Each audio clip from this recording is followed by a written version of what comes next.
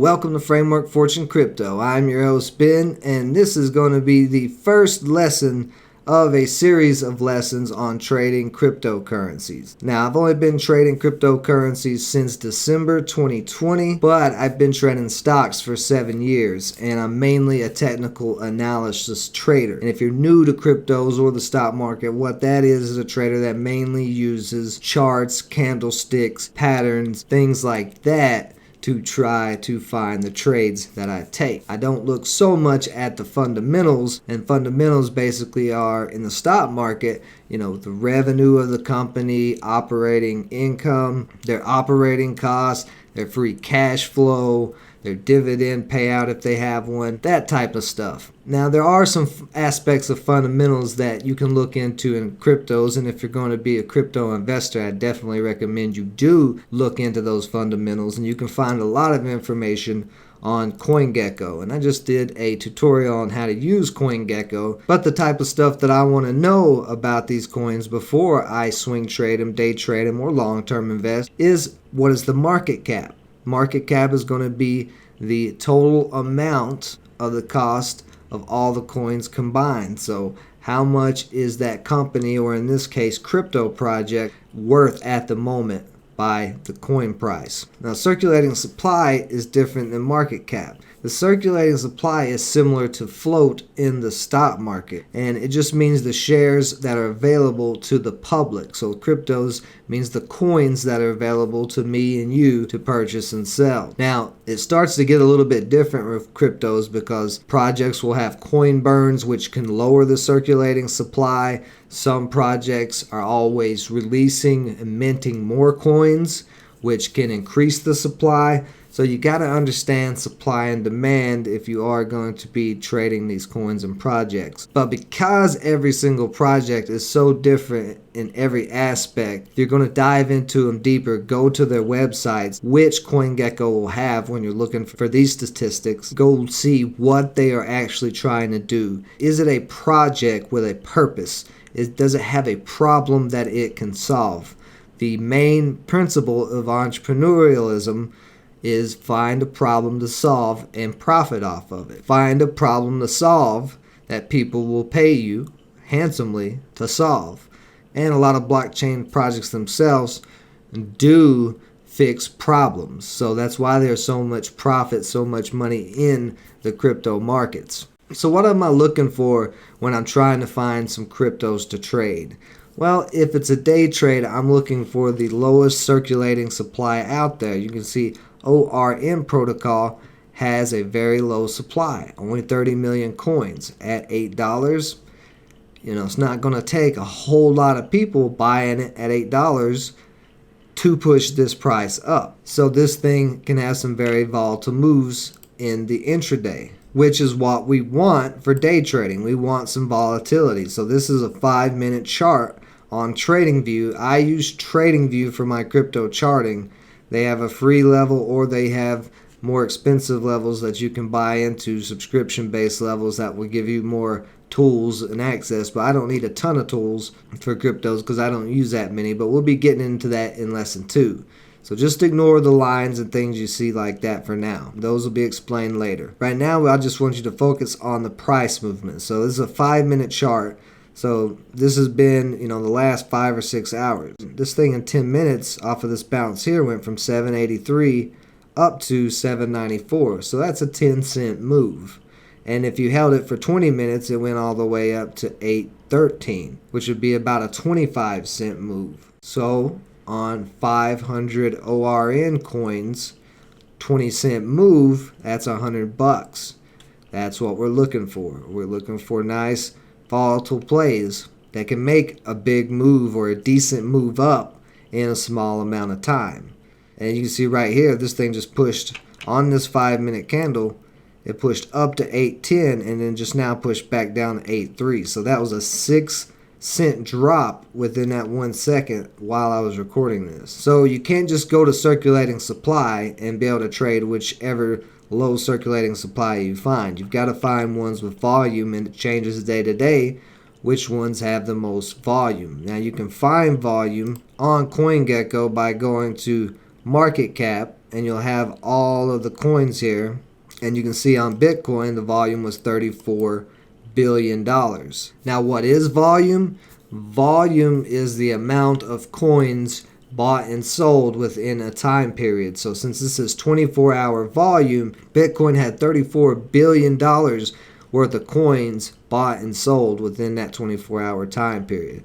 So when we're looking on a smaller time frame for day trading, we want to see big buying volume, which this is what these are down here. These are your volume bars.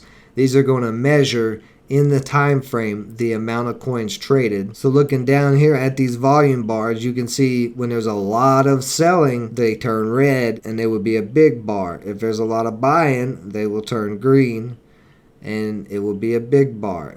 And of course, the less the size of the volume bar for that time period. So we want to look for those ones that get that nice buying volume. Like when this ripped up, you can see that volume ramped up. It went from a little bit of selling volume to a little bit more buying volume to a little bit more buying volume, and then kept buying volume as it was pushing up. So volume and circulating supply, those are the two main things I look at for trading cryptos intraday, for day trading. As far as news or anything else, I don't look at none of that. And when I'm day trading, same thing in the stock market, I want to get in and out. I don't want to be holding cryptos for 5-6 hours. If I'm day trading, I want to get in and get out within 10 minutes. So let's sort this by 24-hour volume, and we can see Tether actually has the most volume today with 61 billion. But let's look for a low circulating supply coin that has a lot of volume. So ICP, Internet Computer Protocol,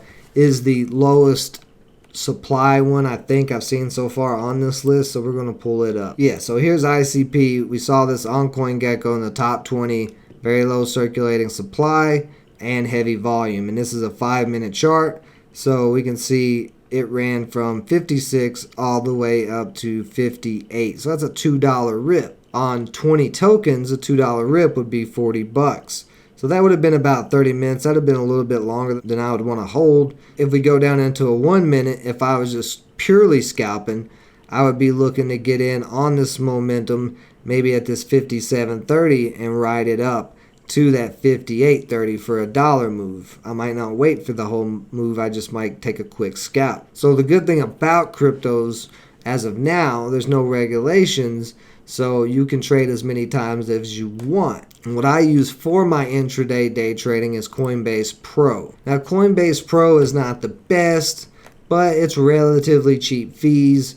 It's got a decent enough platform. I mean, it's barely anything. You have this chart, you have some time frames, you have a couple of EMAs, but not much to work with, and that's why I use TradingView for my charting. But if I'm coming in to scalp intraday, I can come in here, look on the 1 minute and see, oh, this is down in this 56 area. It's holding as support. And I could hop in there just by clicking max amount market buy and then ride it up until I start to see a pullback and get out. So you don't always have to have the lowest supply coin with a lot of volume to get the big rips, although you will see them there. Some of the mid-sized circulating supplies and even some of the very, very high circulating supplies can make some nice moves if they get enough buying volume.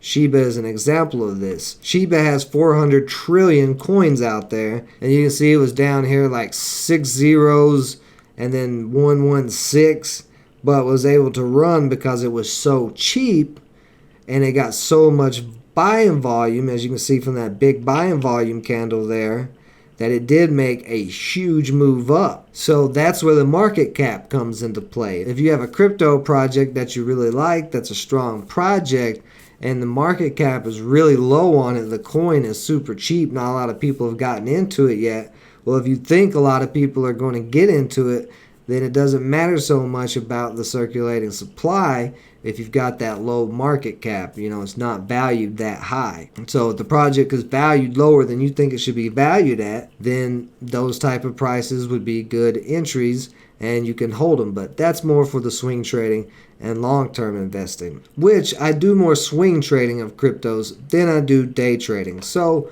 what is the best one to do? Is it better to swing or is it better to day trade? Honestly, I do both because why not?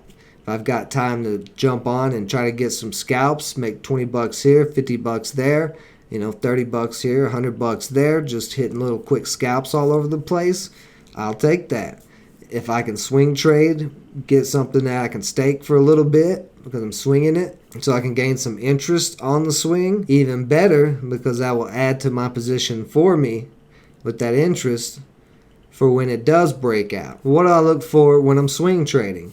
Same thing as when I'm day trading, just on a higher time frame. And we'll go into time frames more in the next lesson, so don't focus on that too much at the moment. My biggest win right now out of all my swings is Cardano. Now this is a longer term swing investment. I call it a swing because the crypto market is so volatile day to day. We can see prices change dramatically depending on what Bitcoin and Ether do. If this does pull back any lower than where it's at, I will get out, buy back in at a lower price. But right now I'm gaining interest on Cardano.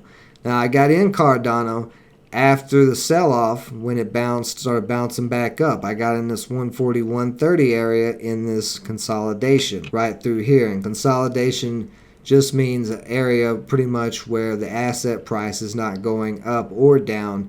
It's just moving close together every candle because there's indecision between buyers and sellers. But I said for a long time that Cardano was on a big uptrend.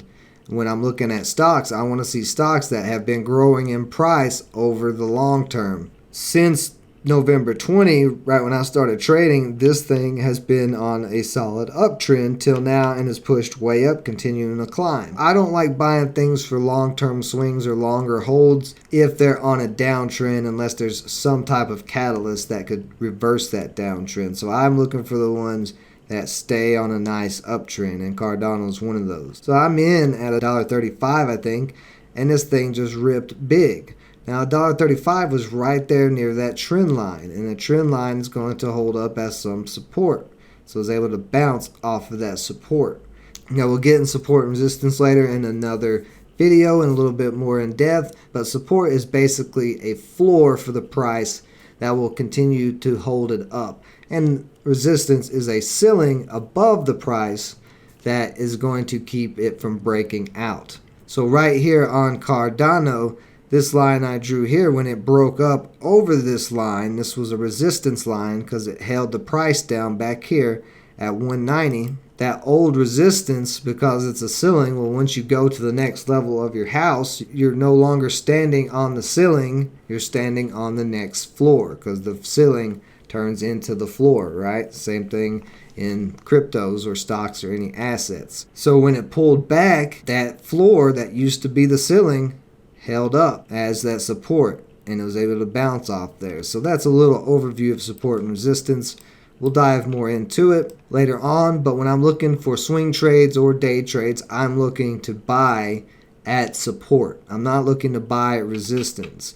On Cardano, I bought down here as close to support as possible, as close to this trend line and as close to this red line, which is an indicator, which we'll get into later. But that indicator acts as support. So you want to be buying at support and selling at resistance. You do not want to be buying at breaks of resistance, because right here, if you'd have bought for this break of 230 on this candle, you would have got dumped on back down to $2 before this broke out. Now, if you're swing trading, you were in like me, this didn't bother you at all because I was in so close to support. But if you got in at resistance, you may get shook out there. I'm sitting comfortably while other people who got in up here are not as comfortable when there's a pullback. So you want to be in your crypto swings as comfortable as possible and not buy at the top. Wait for some confirmation of a new floor at price areas. So right now, Cardano just pushed to $3 a couple of days ago and has sold off some,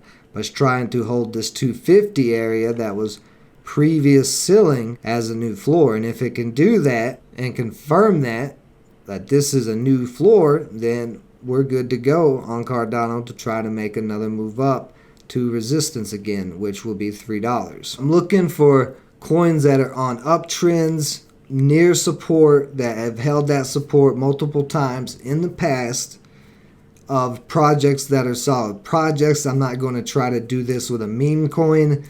I'm not going to swing very much of a meme coin. I do take shots at them here and there. I will day trade them because that's an in and out thing. So whether you want to day trade, swing trade, long-term invest, I do all three. But if you don't have a lot of time to day trade, swing trading can be a very good option. And long-term investing is not a bad idea, in my opinion, with cryptos, because there is so much interest you can gain through staking your coins, providing liquidity to other pools, or the Voyager phone app that I use. You can just gain interest holding cryptos in your account. There's a link for Voyager down in the description below. Same for CoinGecko and TradingView here, this charting platform that I've used. So feel free to check those out if you are interested. So that's it for lesson 1. I'm going to try to get these lessons out as quick as possible so we have a nice little library for the crypto traders that I've built from my experience trading in the stock market for a long time and trading in the cryptos for over a year and actually being pretty profitable. Since December, I've made some decent amounts of money swing trading, day trading, and long holding